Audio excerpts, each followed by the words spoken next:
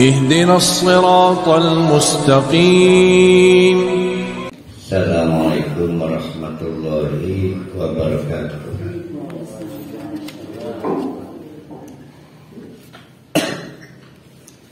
Alhamdulillahi rabbil alamin. Nahmaduhu wa nasta'inuhu wa nastaghfiruh wa na'udzu billahi min syururi anfusina wa min sayyiati a'malina. May yahdihillahu fala mudhillalah wa may yudlilhu fala hadiyalah. Asyhadu an la ilaha illallah wa asyhadu anna Muhammadan abduhu wa rasuluh la nabiyya ba'dahu. Mari kita meneruskan kajian surah An-Nahl, meneruskan kelompok ayat yang kemarin sudah kita bahas, terutama melihat begitu sombongnya orang-orang Mekah ketika didakwahi oleh Nabi Muhammad sallallahu alaihi wasallam. Disebut sombong karena mereka memang tahu bahwa yang disampaikan oleh Nabi Muhammad itu bukan hal yang bohong.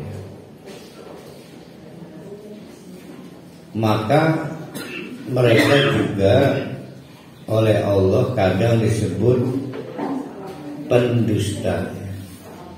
Kenapa disebut pendusta? Karena memang mereka tahu mana yang benar dan mana yang tidak benar. Namun sekali lagi mereka diopinikan oleh Allah sombong, keras kepala. Itulah kenapa kemudian pada tahun 13 kenabian diperintahkan kepada Nabi Muhammad agar pengikut-pengikutnya yang masih minoritas itu hijrah dari Mekah ke daerah baru yang lebih aman secara tauhid maupun praktek ibadah. Pernah ke Afrika dan akhirnya perintah hijrah ke Madinah. Nabi Muhammad bersama beberapa orang adalah kelompok terakhir yang berangkat ke Madinah meninggalkan Makkah. Pada ayat 49 Allah membuat bandingkan dengan malaikat. Malaikat itu la yastakbiruna, tidak punya sikap sombong. Disuruh A ya A, disuruh B ya B. Bahkan di luar malaikat, makhluk Allah yang lain juga sama seperti itu. Bahkan bayangan dari benda-benda itu kadang bayangannya menjadi tampak di sebelah kanan, kadang bayangannya menjadi tampak di sebelah kiri. Nah, bayangan-bayangan itu ketaatannya pada pokok asli bendanya merupakan sikap sujud. Nah, orang-orang Mekah tidak seperti itu. Yang pasti bapak-bapak, ibu-ibu, Nabi Adam dan umatnya itu adalah umat yang bertauhid. Lalu setelah melalui waktu yang panjang berubah jadi musyrik, maka didatangkanlah atau diutus nabi baru untuk memperbaiki tauhid yang rusak. Terjadi perlawanan, maka diazab.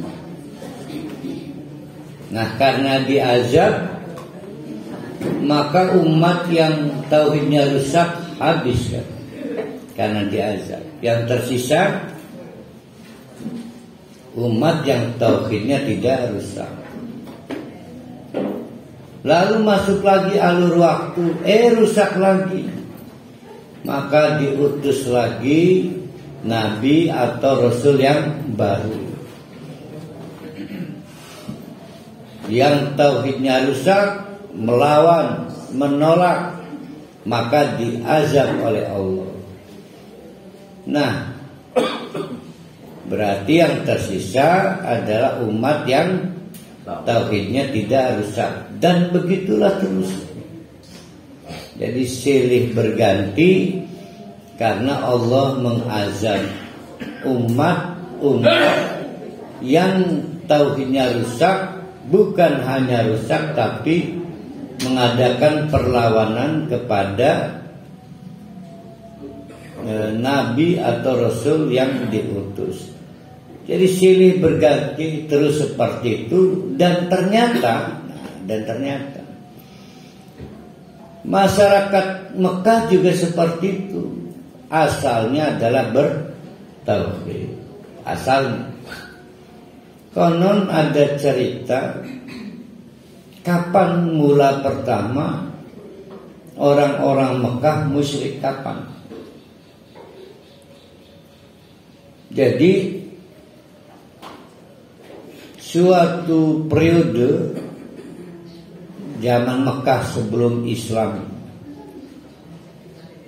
ada tukang mantri lah kalau kita menyebutnya, atau herbalis ini dari Syam. Berarti Syam itu ke arah Palestina. Melakukan kunjungan pengobatan ke Mekah. Banyak orang Mekah yang sembuh oleh herbalis dari Syam dan memukau, mengundang decak kagum. Seorang tokoh kuat di Mekah pada saat itu, saya lupa namanya itu, yang pasti bukan Pak Jokowi, belum lahir Pak Jokowi, belum. Itu bertanya, gimana sampean kok bisa sehebat itu mendiagnosa penyakit selalu tepat, meracik obat selalu tepat, sehingga banyak pasien di Mekah ini sembuh. Oh, rahasia saya cuma satu, kata si herbalis ini. Yang jelas bukan tukang bekam itu, herbalis.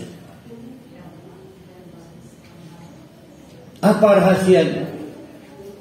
Setiap kali saya akan melakukan tindakan pengobatan, saya pamit, bukan hanya pamit tapi juga minta dukungan dari patung berhala.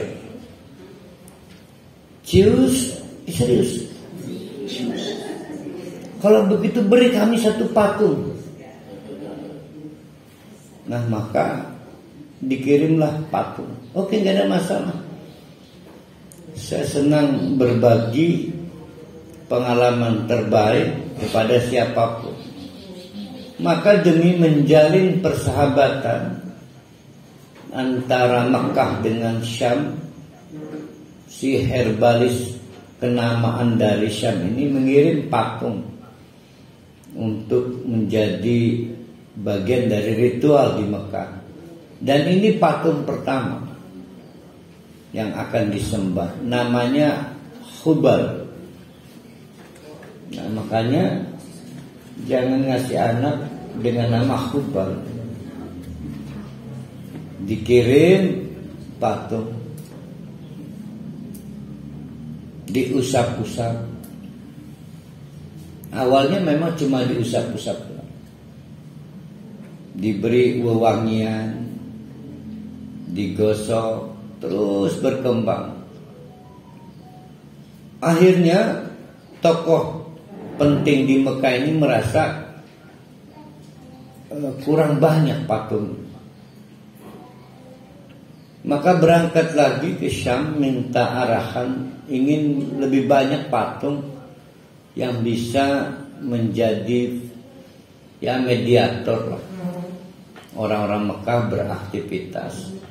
Maka dikirim lebih banyak patung lagi yang kemudian kita kenal dengan nama Lata, Uzza, Manna.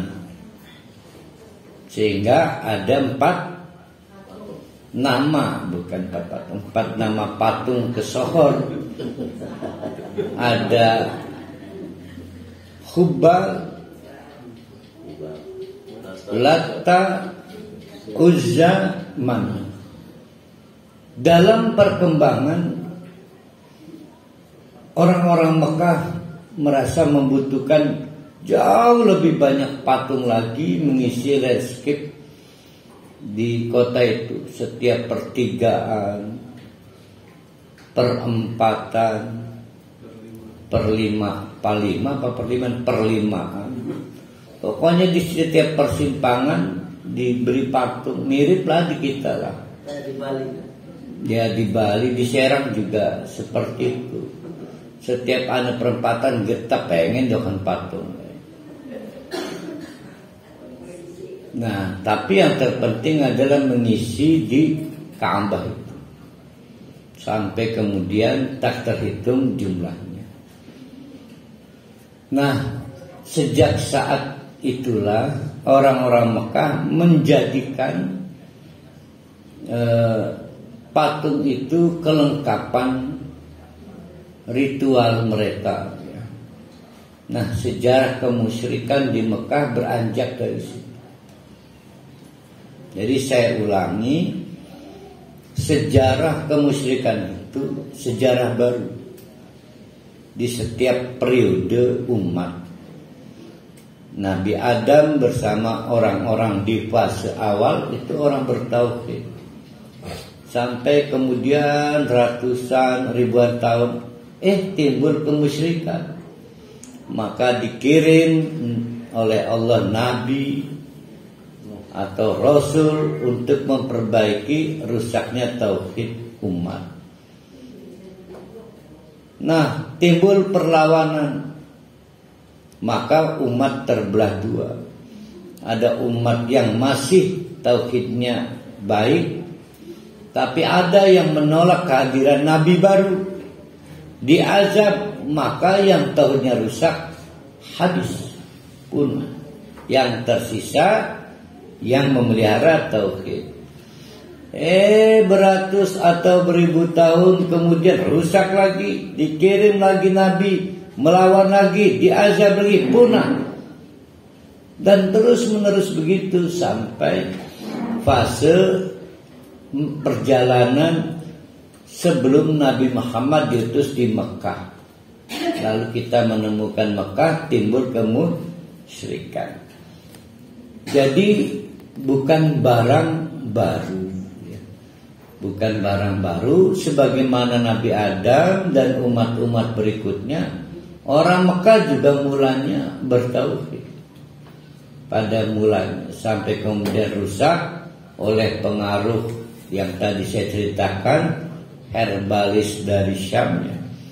Maka diutuslah Nabi Muhammad untuk memperbaiki tauhid orang Mekah yang sudah mulai broken. Sebagaimana nabi-nabi sebelumnya, ada yang menyambut baik dakwah nabi baru, berarti Nabi Muhammad. Tapi ada juga yang lebih banyak yang menolak. Kenapa jadi berbeda itu? Sebelum Nabi Muhammad diazab, punah, yang tersisa yang bertauhid. Nah, spesial untuk zaman Nabi Muhammad. Zaman Nabi Muhammad kan sampai kita nih, itu tidak diazab seperti umat-umat sebelumnya. Sebab begini, bapak-bapak, ibu-ibu, kalau diazab pakai pola sebelum zaman Nabi Muhammad, aja maning burohaya, semut, tume, semuanya hangus, mati. Jadi azab Allah itu tidak menyisakan apapun. Nah, setiap kali ada azab, maka tersisa umat yang tersisa. Nabinya nabi baru. Jadi setiap kali ada azab, ada nabi baru. Nah, sedangkan Nabi Muhammad diprogram Khatamul Anbiya, nabi terakhir. Nah, kalau ada azab lah, Nabi Muhammad bukan nabi terakhir, masih ada, akan diutus nabi baru. Nah, karena Nabi Muhammad itu adalah Khatamul Anbiya, maka kita mengenal ada kebijakan istidraj, yaitu penangguhan azab, bukan peniadaan. Azab maka pernah dihapus, ditangguhkan. Kenapa? Karena Nabi Muhammad adalah Khatamul Anbiya, nabi terakhir. Nah, jadi penjelasan sejarah kemusyrikan itu menjelaskan kenapa ada istidraj.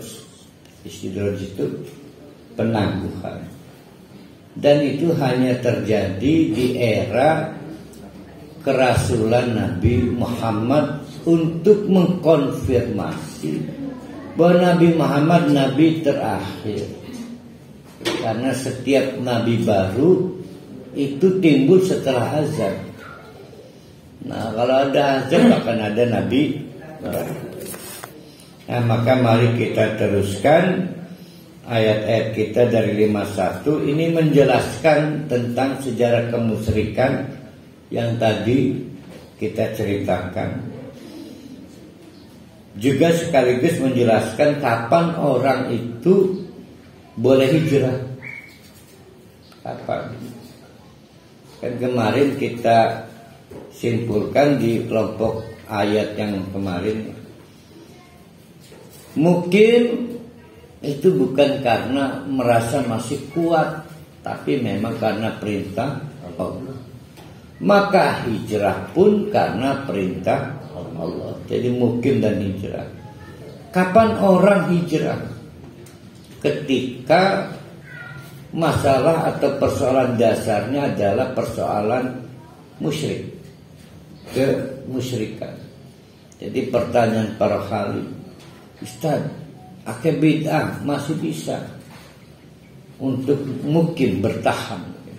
Tapi kalau yang rusak itu sudah soal fundamen, yaitu soal keimanan, maka wajib hijrah. Seperti yang di sini.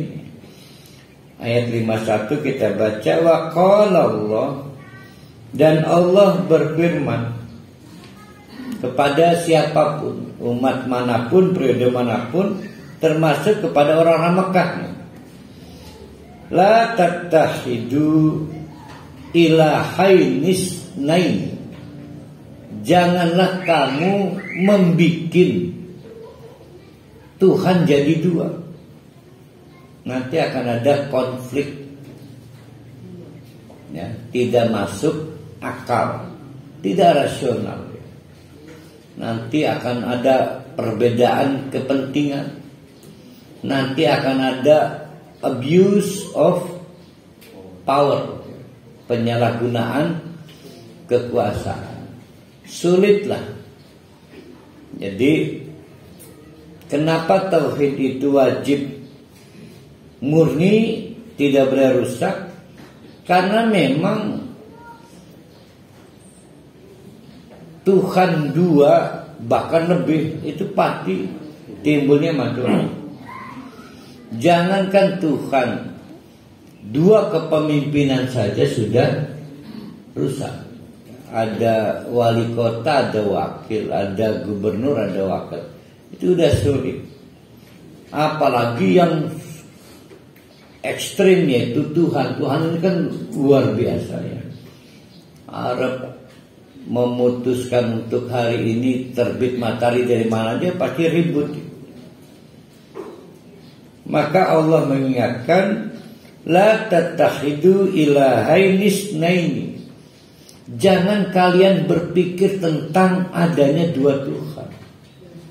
Karena itu akan menyebabkan terdegradasinya manusia. Orang mancing akal. Ya. Jadi hanya manusia-manusia yang lemah akal, yang beropini, berfantasi Tuhan bisa dua. Innama huwa ilahun wahidun. Karena memang Tuhan itu secara kemestian hanya satu, esa. Fa iyaya farhabuni. Oleh karena itu, fa iyaya, maka hanya kepada kulah Allah, farhabuni, kalian semua takut kepadaku. Kenapa Tuhan itu satu, hanya Allah? Karena hanya Allah lah yang pernah dan satu-satunya mengklaim pernah menciptakan langit, pernah menciptakan bumi.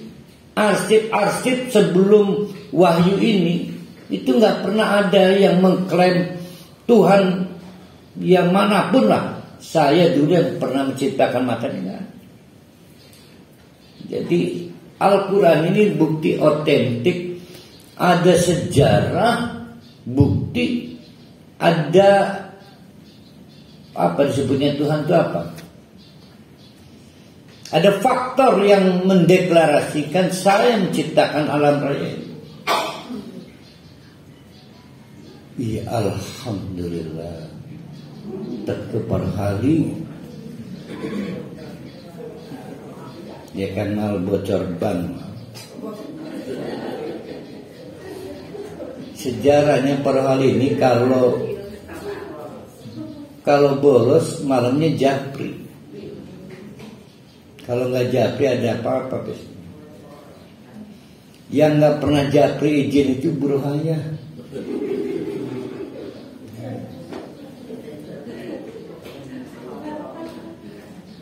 Buang anu lah yang pontang di luar kejaban.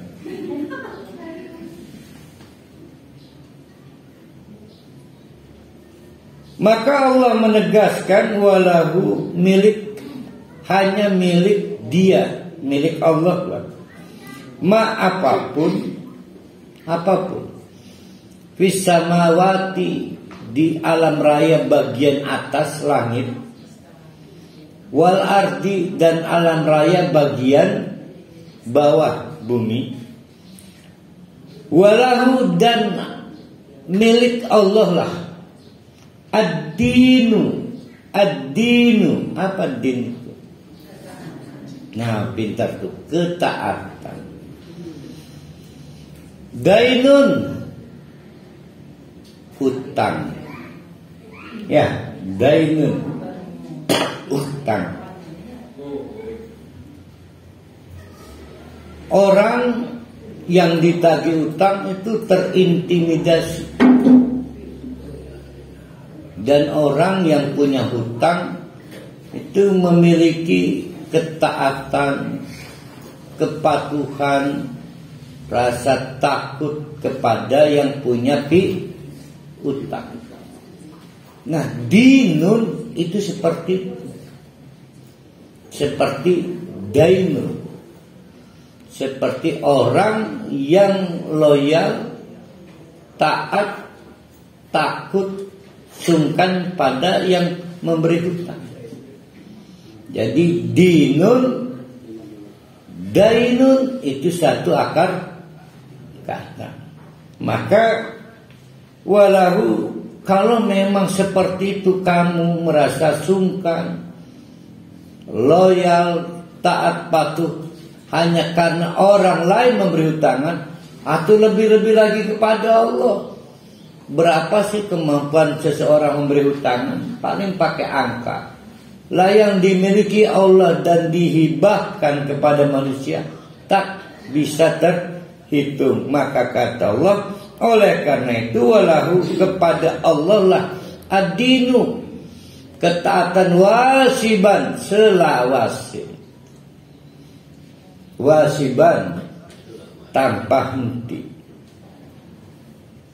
Apa ghairallahi tattaquna, laju primen bisa wedi kepada selain Allah itu atas dasar argumentasi apa?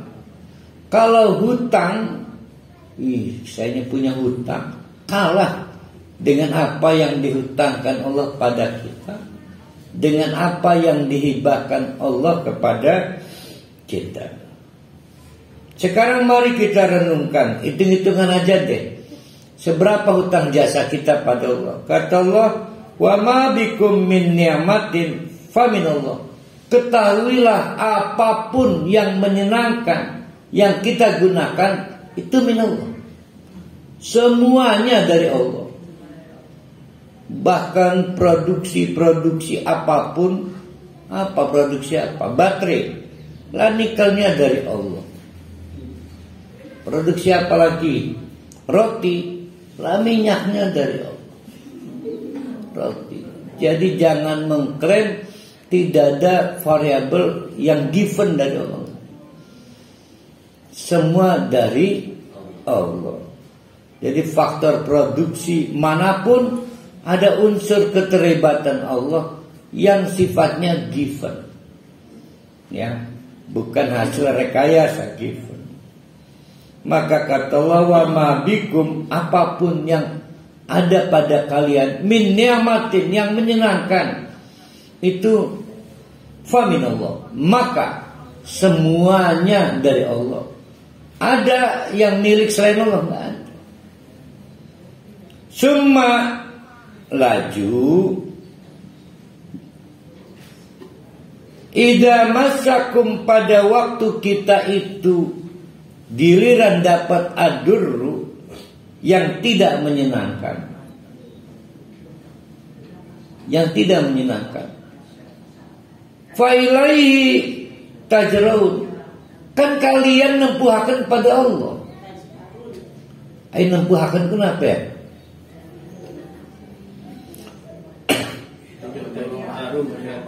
Komplain tapi sifatnya jaluk genti, meminta-minta.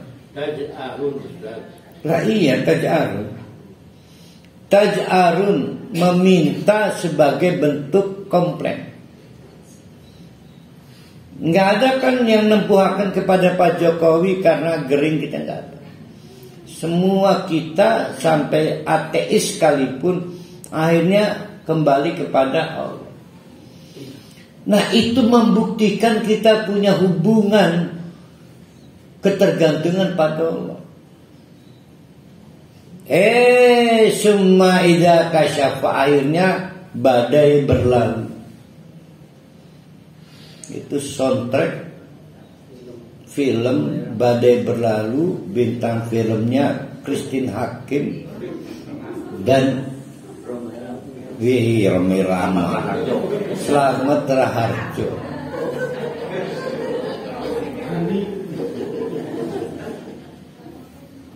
Iya benar, Slamet Raharjo, Christine Hakim. Badai berlalu,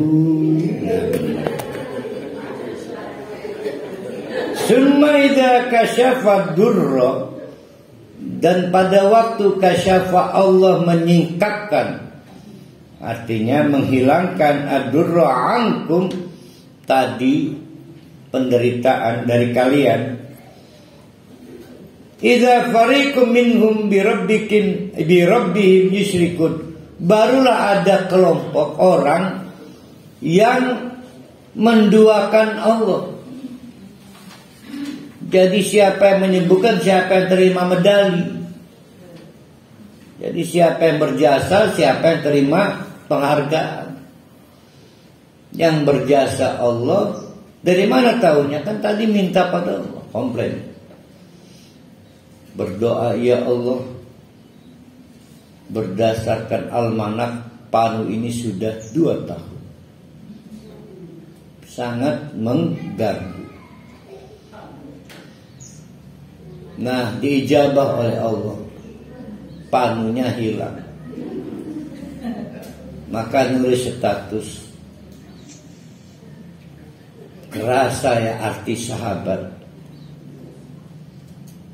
saya mencoba testimoni sahabat saya dan panu saya hilang. Sudah enggak ingat Allah? Udah enggak ingat Allah kan?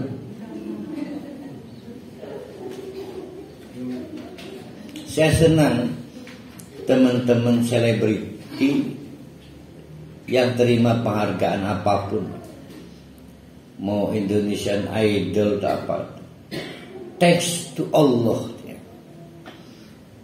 Terima kasih Allah, karena nggak gampang di panggung pada saat histeris kan terima penghargaan. Ingat Allah itu nggak gampang. Yang sering itu kan terima kasih manajer saya, mama, papa, dan the best friend suami saya.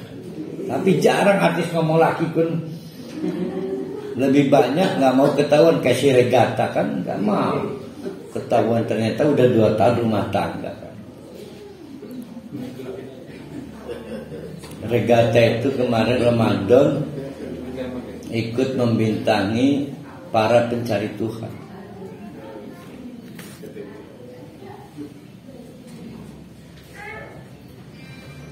Regata itu anaknya Ferdi Seventeen.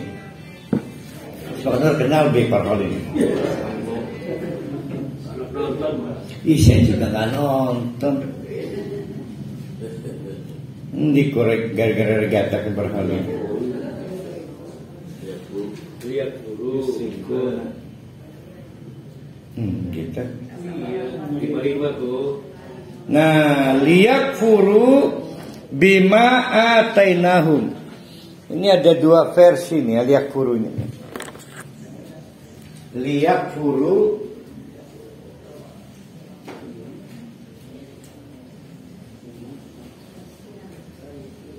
bima atainahum. Anu wali kota Bogor sekarang kan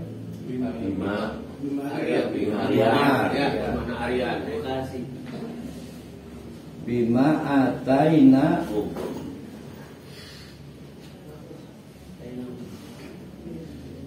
Nah, pertanyaannya li-nya ini nih. Li bisa untuk, bisa supaya.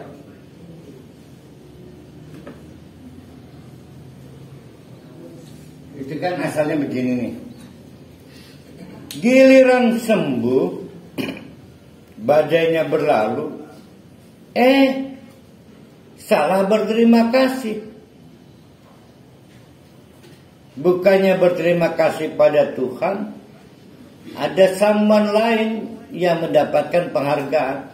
Berarti Tuhannya ada berapa? 2. Dikomentari oleh Allah, lihat furu. Diam-diam sikap seperti itu, lihat furu. Nah, ini yang menyebabkan linya itu kesulitan. Arti aslinya li kan untuk. Nah, kita pakai dulu logika untuknya. Liyakfuru, untuk bikin mereka kafir. Nah, untuk bima atainahum, terhadap apapun yang kami berikan kepada mereka. Kami yang beri, yang dapat terima kasih bukan hanya kami, tapi orang lain juga, berarti musyrikan. Yaitu li, untuk. Ada lagi li, supaya. Bukan supaya, ke? Akibatnya namanya lil akibat.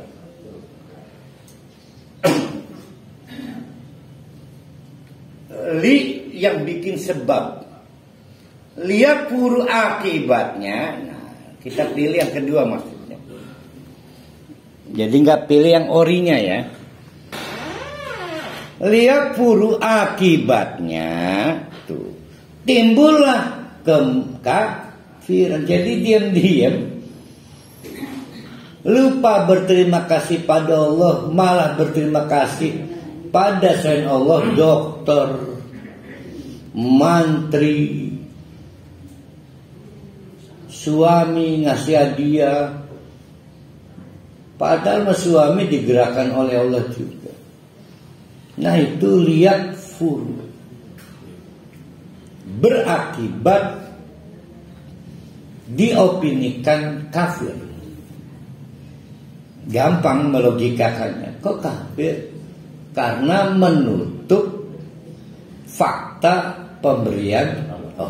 Jadi, kalau misalkan nih, contoh sakit, ya, kemudian sembuh, alhamdulillah, ada bahasa alhamdulillahnya, karena minum ini reda, gitu kan. Alhamdulillah dulu, ya.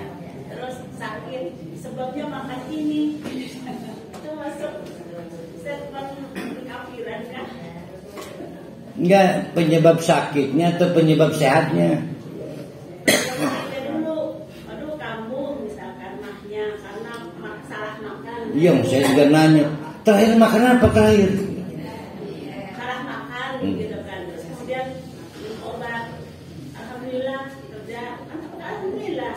Tuh, apa itu menyebutkan seperti itu? Kita berterima kasih kepada Allah karena faktor pemberi kesembuhan. Kita berterima kasih kepada someone karena menjadi agen Allah. Kan begitu judulnya. Allah menjadikan seseorang menurut kemauan Allah, tukang beri obat, tukang ngasih uang, tukang ngasih kolok, macam-macam. Yang tidak boleh itu salah berterima kasih. Jadi kalau kesembuhan kita bersyukur pada Allah karena Allah adalah pemberi kesembuhan. Kita berterima kasih kepada dokter karena telah memberi obat. Kan beda judul-judulnya. Justru yang disebut musyrik itu bobotnya sama, berterima kasih antara pada Allah dengan selain Allah. Makanya ini tipis ini. Liyakfuru ini tipis. Ada yang sampai pasien, tanpamu dokter, apalah jadinya aku. Nah, udah habis itu di situ. Ya, apalah jadinya aku mah guru ya. Tak bisa membaca. Apalah jadinya aku,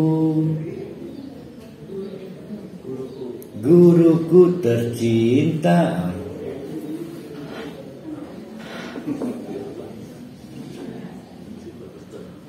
Tapi bagus itu pertanyaan Bu Dr. Runena itu agar kita tertib, sebab tidak berterima kasih pada orang juga dusun mana. Ya, duwe adat. Jadi konten berterima kasihnya harus tepat. Liyakfuru bima atainahum. Mereka akibatnya mereka kafir terhadap apapun yang kami berikan pada mereka. Kami loh yang beri. Fatamat tahu katuran bersenang-senang. Ini namanya kalau di Jawa dilulu. Dilulu itu apa ya?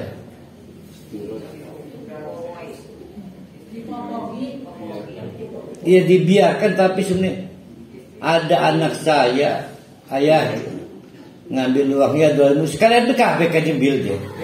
Apa karena niko? Nyumpun. Ya semkonan biar paham ya. Saya nggak ketemu bahasa Indonesianya ini. Fatama tahu katuran sepuas-puas enak be. Dia enak akan be. Pas setar lamun enda werung kalau kayak apa sih rani. Jadi ini frasenya bebanting ya. Itu kalau orang jendel secara akhlak dan moral, nuhun Allah ya. Wa ja'aluna, mereka jadikan lima la yang lamuna, pada apapun yang mereka nggak tahu apa-apa.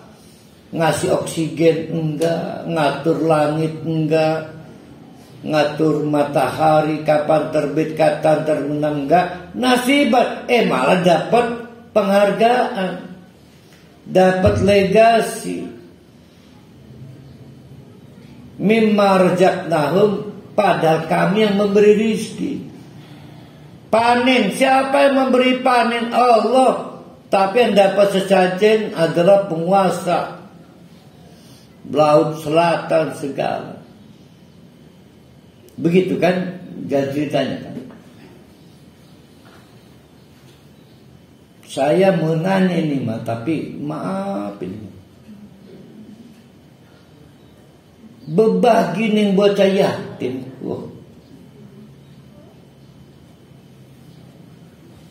Di mana posisinya pertarungan di sini? Kan kadang-kadang kita ini latah ya. Lagi dapat rezeki gede. Bocah yatim kumpulkan. Di mana posisinya itu? Apakah bukti bersyukur kepada Allah, atau sedang menyusun kerangka berpikir lamdak kebaca yatim gagal gitu? Ayo. Jadi pokoknya sulit aja. Terutama teman-teman yang project. Itu kan selamatan dipit ya. Selamatan. Tad, 100 bocah yatim ya. Iya, kayak teman saya mah yakin ijabah doa anak yatim. Lah, maka dia datang ke sana. Awal project, qadarullah, Allah memberi kemudahan, hasilnya lebih dari ekspektasi. Maka selamatan nih, tasyakuran. Oh bocah yatim kabeh di miliar.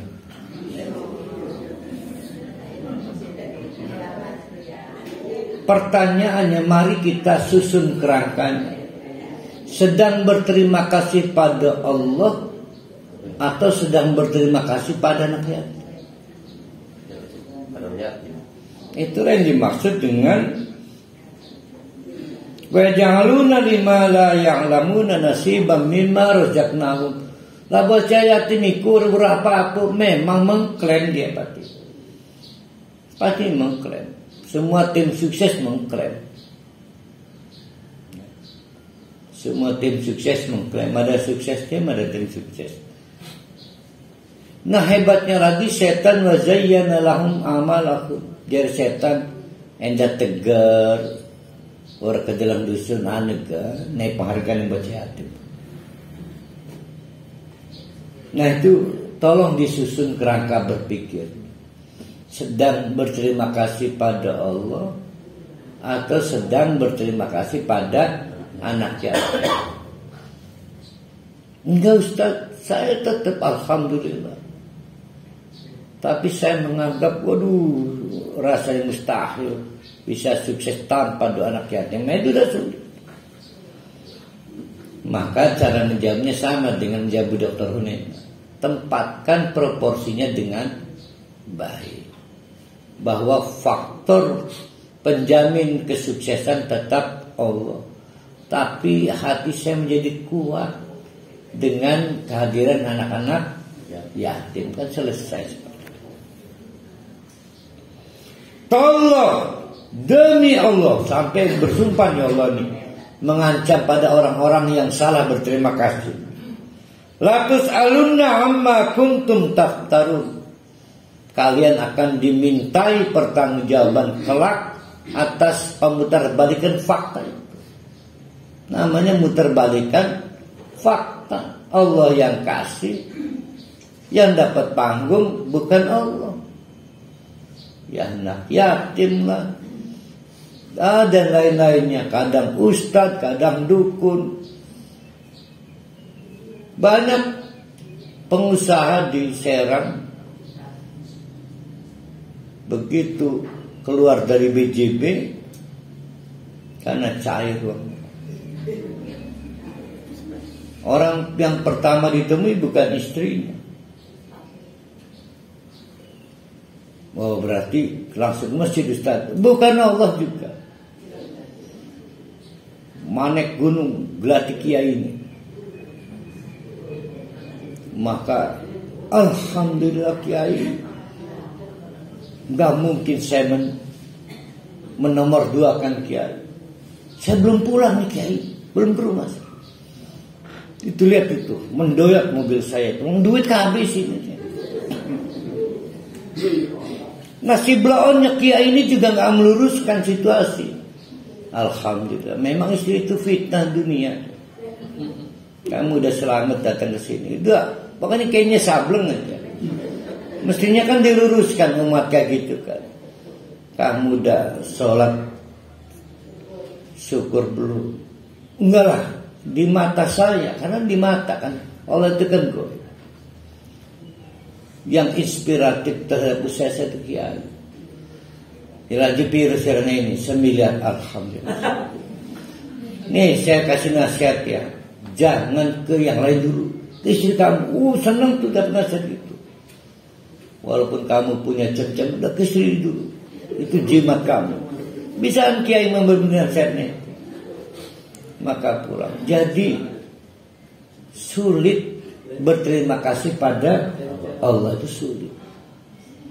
Kita memutarbalikan fakta. Sejarah kemusyrikan itu di situ. Sejarah kemusyrikan dari periode ke periode setelah Nabi Adam itu di situ. Itu salah berterima kasih. Wa yaj'aluna lillahil banati. Nah, ini lebih sableng lagi. Sejarah kemusyrikan kedua. Selalu saja kita punya anggapan Allah itu sesuatu yang tak tergapai, untackable, ya. Gak bisa tersentuh, dan kita butuh mediator. Butuh, ya kalau punya anak ya punya anak. Maka dibayangkan Tuhan itu punya anak dan jenis kelaminnya perempuan. Itulah para malaikat, the angel. Bagi orang yang nonton film The Angel and Charlie, Charlie and the Angel, itu dibayangkan perempuan-perempuan dengan kemampuan super lengkap laksana malaikat. Wah, Allah dengan pasukan-pasukan malaikatnya itu memenuhi seluruh hajat kita, dan itu dibayangkan perempuan. Ya. Jadi kita membangun kerangka berpikir Tuhan itu punya kaki tangan, dan itu perempuan yang jadi masalahnya, menjadi masalah. Teori ini timbul di tengah-tengah masyarakat yang tidak pernah menghormati perempuan. pada saat itu di kita nggak ada.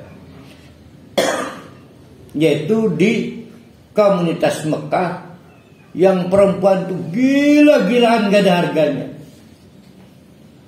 Saya pernah baca penelitian kerangka buruk Mekah pada perempuan. Itu ada sekurang-kurangnya 5 praktek. Saya lupa istilah-istilahnya itu ya. Yang jelas diantaranya nih,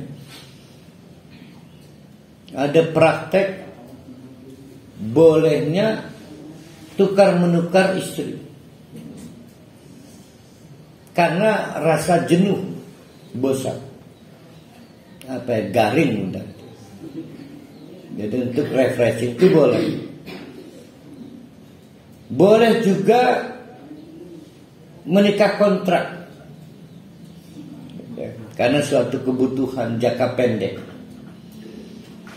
Boleh juga, nah itu udah rendah tuh perempuan ya. Ada 2 perkara. Yang ketiga itu perempuan. Jadi misalnya saya punya istri, kok saya anggap ini istri saya ini nggak hamil-hamil ya.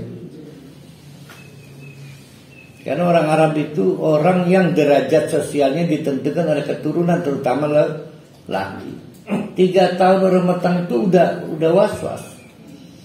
Maka istri saya izinkan ditiduri oleh lebih dari 3 lelaki. Lebih dari 3 lelaki. Sampai matang. Nah, maka begitu mungkin udah ada bidan belum waktu itu ya. Sudah mual-mual istrinya, Kang, kayaknya semeteng, stop, sudah tidak menerima lelaki lagi. Bagaimana cara saya, suami ini suami, itu menentukan ini anak satu, saya suka saya. Ternyata 12 lelaki yang pernah nidurin istri saya.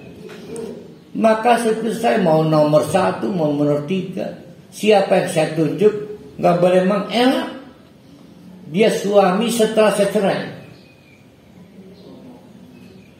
Karena kan saya butuh anaknya doang. Iya kan, ini kan lagi jadi anak. Itu kalau lelaki.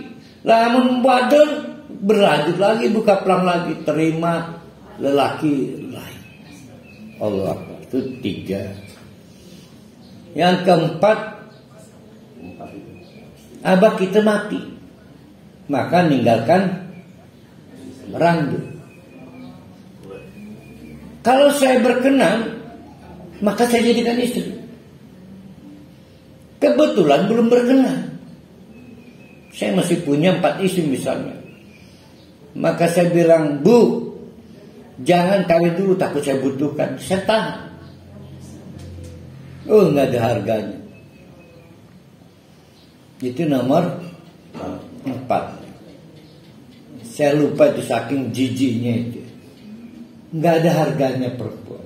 Oh, yang kelima, soal anak perempuan. Anak perempuan.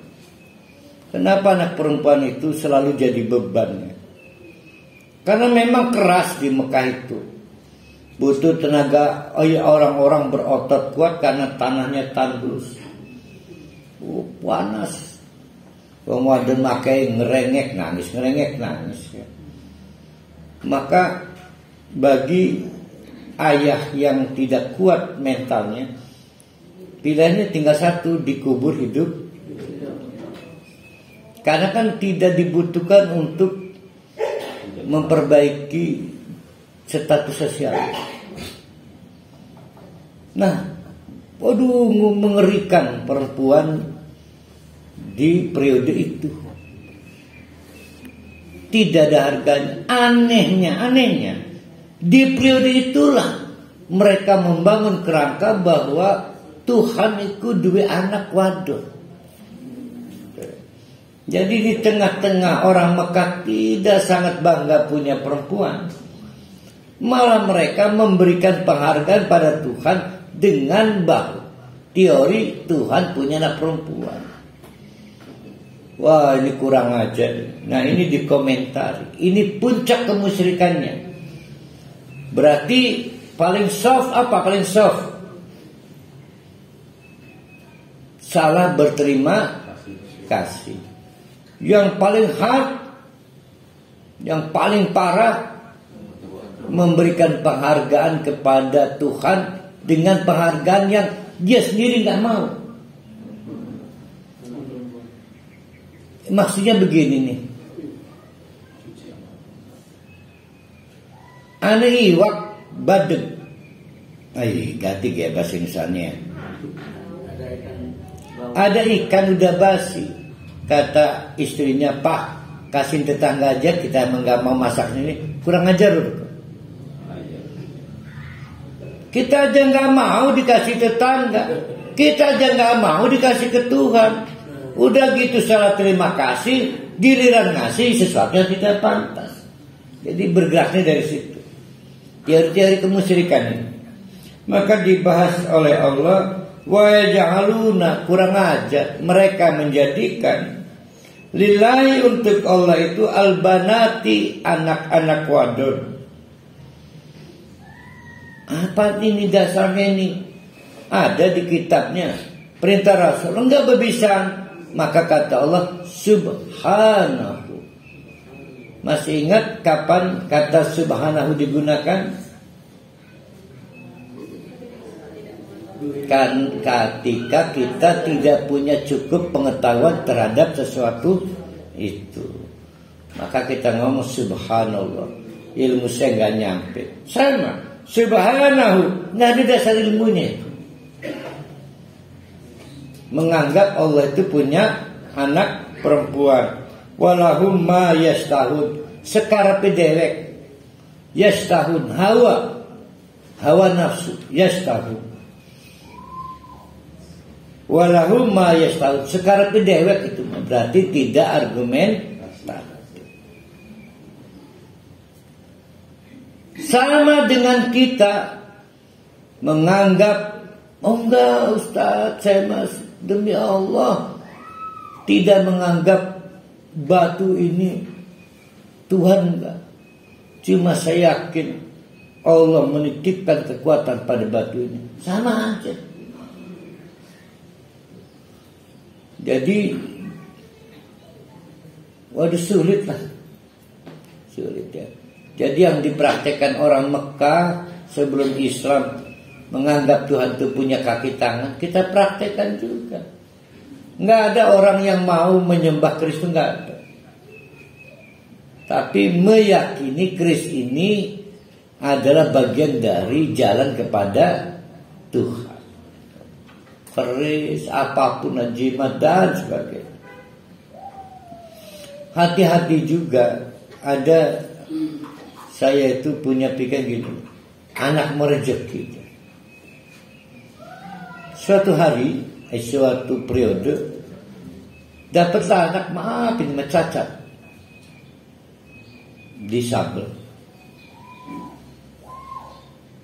Anak-anak yang lain normal. Saya sendiri salut pada dua orang tua itu, ayah dan ibunya. Oh, tekun ngurus anak yang cacat ini. Saya bilang, Bapak Ibunya ahli surga. Enggak Ustaz, ini jalan rezeki saya ini. Apa enggak? Kan selalu begitu kan ceritanya kan. Luar biasa itu. Karena dapat dibuktikan tokonya maju, usahanya maju, berbagi cerita di TV. Apa rahasia Bapak Ibu sukses ya dengan triliunan rupiah? Saya sebelumnya jatuh bangun. Begitu Tuhan kasih anak yang cacat ini, usaha saya maju. Sama enggak teorinya itu? Dengan tadi itu batu, jimat dan sebagainya.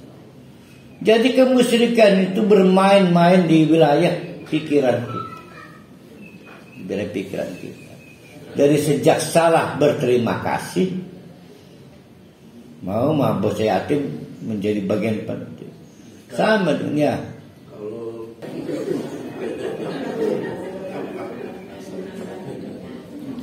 Walahuma yastahun sekesedi dewek teori-teori yang mereka bangun. Wa idza busyira ahaduhum bil unsa, mari kita lihat jelek dan rusaknya mereka. Wa idza busyira, pada waktu diberikan kabar anakmu lahir. Ahaduhum bil unsa, seseorang karena kelahiran anak perempuan bukannya senang, malah dolla wajuhuhu, mukanya menjadi marah, merah, muswaddan, menghitam. Berarti merah padam ya. Gelap itu kan padam kan, hitam itu padam, merah padam. Wahuwa kadimun, saking marah. Tuh berarti amit-amit oleh anak wadon kan. Nah giliran begitu kenapa dikasihkan ke Tuhan?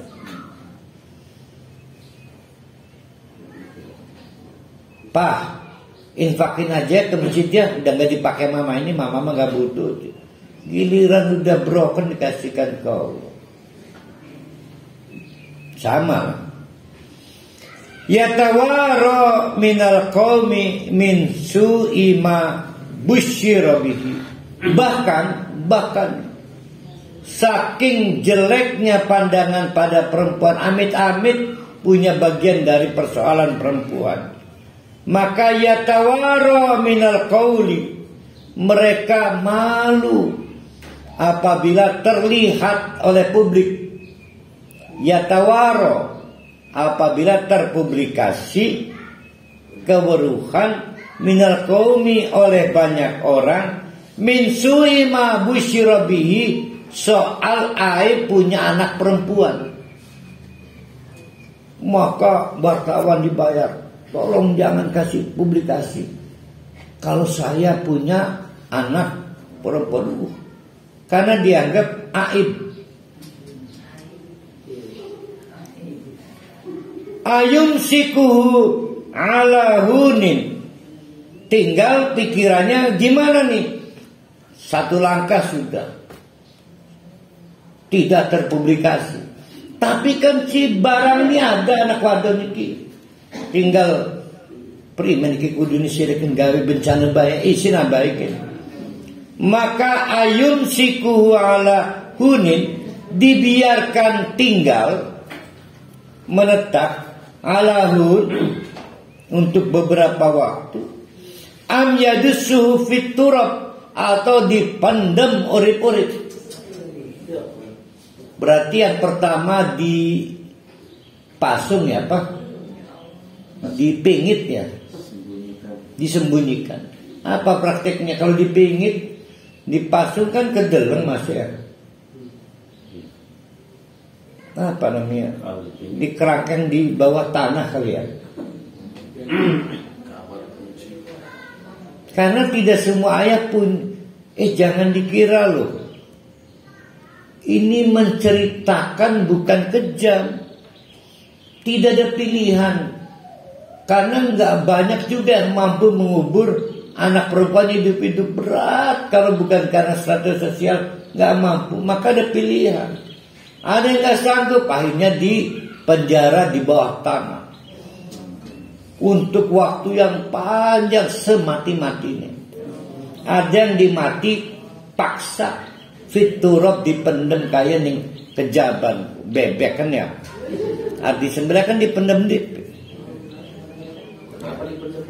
endah empuk, karena unsur hana itu, unsur hara itu kan panas, endah empuk. Kelipur di hair dryer bahaya.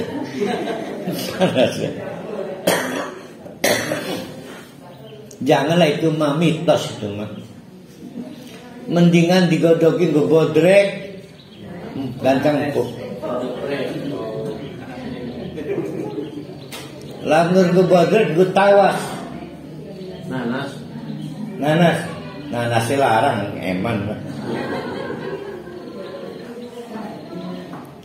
Jadi bapak-bapak, ibu-ibu, anak perempuan tuh aib. Sudah tahu itu aib, kenapa punya pikiran kalau Allah itu punya anak perempuan? Nah sekarang kita angkut ke zaman kita, sekarang. Jangan coba-coba mengkait-kaitkan Allah dengan sesuatu yang gak pantas. Kita aja malu memiliki itu, dikaitkan dengan Allah. Jangan.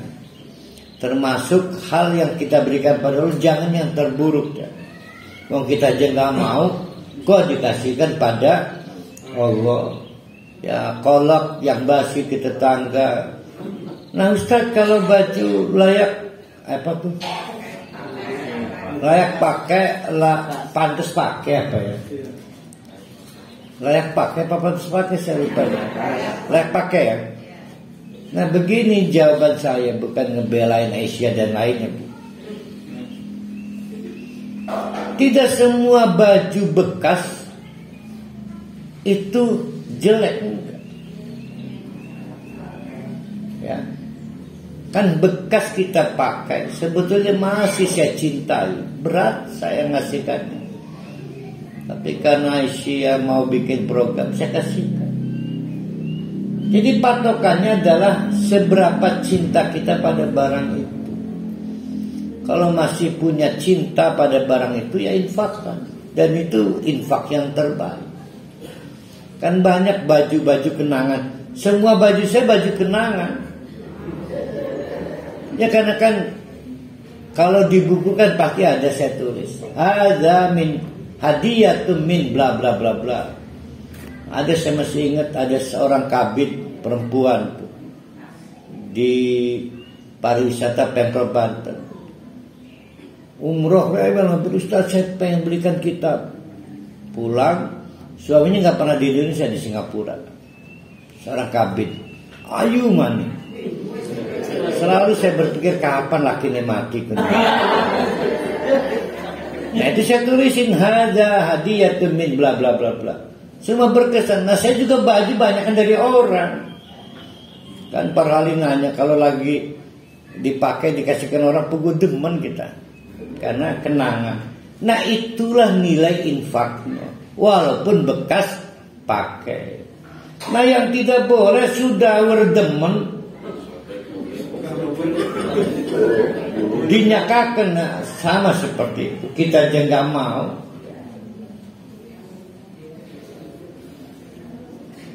Di awal-awal saya almarhum nggak ada kan, saya masih pakai punya almarhum kan. Nah itu baju terbaik almarhum. Lama mulai banyak yang ngasih. Udah saya tinggalkan punya almarhum kan, bagusan yang baru dapat yang lawas kan.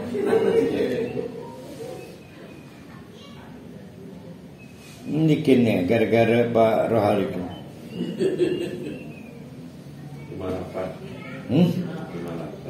Lima. Serius?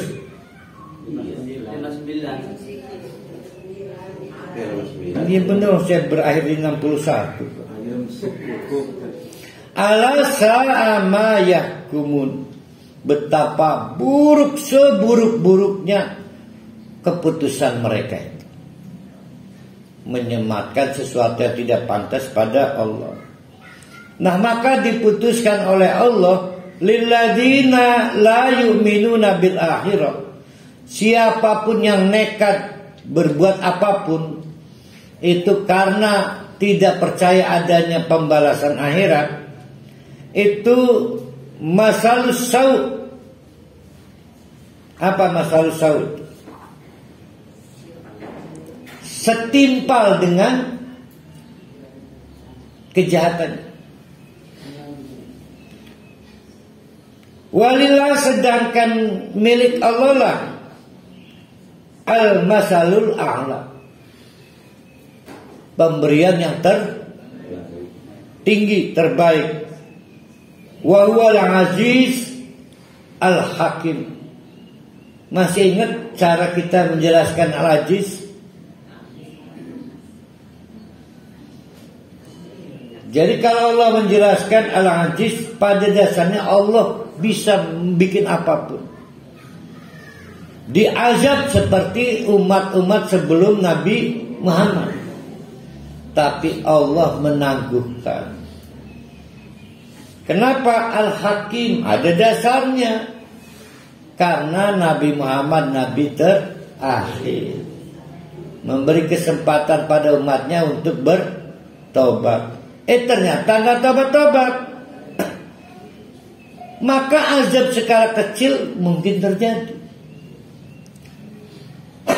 Yang ditangguhkan apa yang ditangguhkan? Azab yang skala besar itu yang sampai tumes semut sekalipun mati. Tapi azab skala kecil bisa terjadi. Contoh, diberi kesempatan tobat, padahal sudah setruk, kekayaannya banyak, tidak juga infak, tidak juga wakaf, maka akhirnya diazab oleh Allah, yaitu dibikin koma. Udah mati-mati. Dengan koma itu kan nggak bisa bertobat lagi. Nah itu udah azab. Tapi azab yang sifatnya skala mikro itu seperti itu. Tapi tidak semua dilakukan Allah. Kadang-kadang ada gini, wa huwal azizul halim. Halim ya. Ha lam mim. Lamul adhan berarti